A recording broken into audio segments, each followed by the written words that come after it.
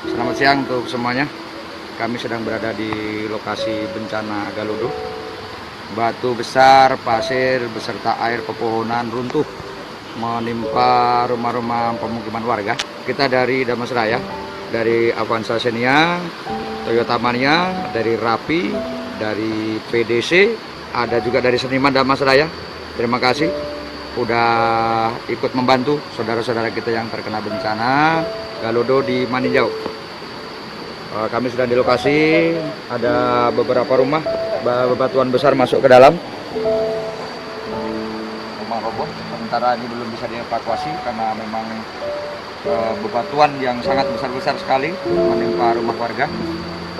Sama-sama kita berdoa, mudah-mudahan untuk warga Maninjau yang terkena musibah diberi ketabahan, dan juga buat kita semuanya diberikan keselamatan oleh Allah yang Maha Kuasa. Demikian untuk laporan dari lokasi kejadian di Maninjau. Selamat siang.